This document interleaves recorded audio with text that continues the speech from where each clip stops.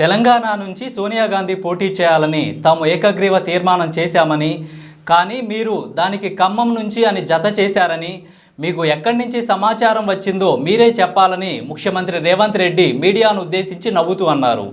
మంగళవారం ఆయన గాంధీ భవన్లో మీడియా సమావేశం నిర్వహించారు. ఈ సందర్భంగా సోనియా గాంధీ ఖమ్మం నుంచి పోటీ చేస్తున్నారా అని ప్రశ్నించారు. దానికి ముఖ్యమంత్రి పై విధంగా స్పందించారు.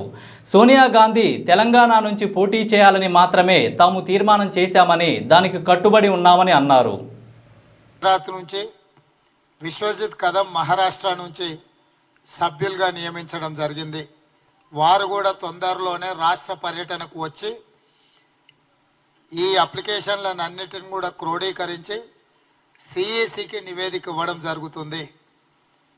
ఫిబ్రవరి 15 నుంచి 20 లోపల సిఈసి సమావేశాలు జరిగి అందులో వీలైనంత మేరకు తెలంగాణ లోక్సభ ఎన్నికలకు సంబంధించిన అభ్యర్థులపై అధిష్టానం నిర్ణయం తీసుకునే అవకాశం ఉన్నది. అదేవిధంగా 17 పార్లమెంట్లకు సంబంధించి ప్రతి ఒక్క పార్లమెంటుకి ఒక ముఖ్యమైన నాయకుడిని లేదా రాష్ట్ర మంత్రిని ఇన్ఛార్జిగా నియమించినాం.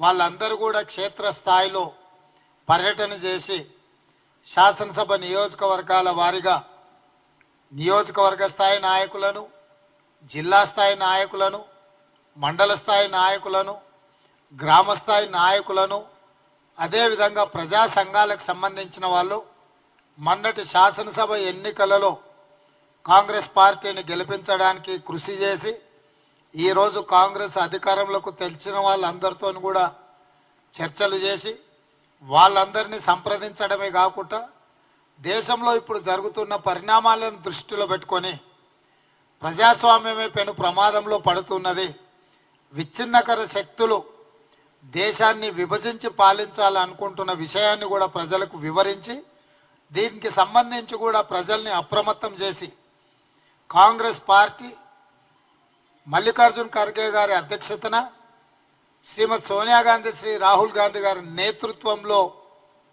ఈ దేశంలో ప్రభుత్వం ఏర్పడినప్పుడే ప్రజలకు రక్షణ ఇవ్వడం జరుగుతుంది, ప్రజాస్వామ్యాన్ని కాపాడడం జరుగుతుంది, ప్రజారంజకమైన పరిపాలన అందించడానికి అవకాశం ఉంటుంది. ముఖ్యంగా తెలంగాణ రాష్ట్ర పునర్విభజన సందర్భంగా ఆనాటి యూపీఏ ప్రభుత్వం ఇచ్చిన హామీలను ఈ 10 సంవత్సరాలు భారతీయ జనతా పార్టీ ఎన్డీఏ ప్రభుత్వం అమలు చేయలేదు, పూర్తి స్థాయిలో నిర్లక్ష్యం వహించింది. కేసీఆర్ అడగలేదు, మోడీ ఇవ్వలేదు. రాష్ట్ర పునర్విభజన చట్టంలో మనకు బయ్యారం ఉక్కు కర్మాగారం కావచ్చు, కాజీపేట రైల్వే కోచ్ ఫ్యాక్టరీ కావచ్చు, సాగునీటి పారుదలలో జాతీయ ప్రాజెక్టు కావచ్చు, ఎయిమ్స్ కావచ్చు, ఐటీఐఆర్ కారిడార్ కావచ్చు, గిరిజన యూనివర్సిటీ కూడా ఈ మధ్యనే ప్రభుత్వం నిర్ణయం తీసుకున్నది, 10 సంవత్సరాలు తాత్సారం చేసింది. ఇట్లా చెప్పుకుంటూ వెళ్తే తెలంగాణ ప్రజల యొక్క హక్కులను కేంద్ర ప్రభుత్వం నిర్లక్ష్యం వహించింది. నరేంద్ర మోడీ గారు 10 సంవత్సరాలు ప్రధానమంత్రి అయి ఎన్నికల సందర్భంగా వారు ఇచ్చిన ఏ ఒక్క హామీని అమలు చేయలేదు. ప్రతి పేదవాడి ఖాతాలో 15 లక్షల రూపాయలు స్విస్ బ్యాంకులో ఉన్న నల్లధనం తీసుకొచ్చి జమ చేస్తా అని చెప్పిండు, కానీ ఇంతవరకు చిల్లి గవ్వ కూడా వేయలేదు. రైతుల ఆదాయాన్ని 2 చేస్తామని చెప్పడం జరిగింది. ఈరోజు రైతులు పెట్టుబడి కూడా రాక, గిట్టుబాటు ధర లేక ప్రపంచంలోనే అత్యధికంగా రైతులు ఆత్మహత్య చేసుకున్న దేశంగా భారతదేశం నరేంద్ర మోడీ గారి నేతృత్వంలో ఈరోజు పరిణామాలు జరుగుతున్నవి. రైతు వ్యతిరేక నల్ల చట్టాలు తీసుకొస్తే 16 నెలలు నిర్విరామంగా పోరాటం చేసి వందలాది మంది రైతులు చనిపోయినా మోడీ గారి ప్రభుత్వం రైతులను పట్టించుకోలేదు. ఈ దేశంలో ఉండే ప్రతి పేదవాడి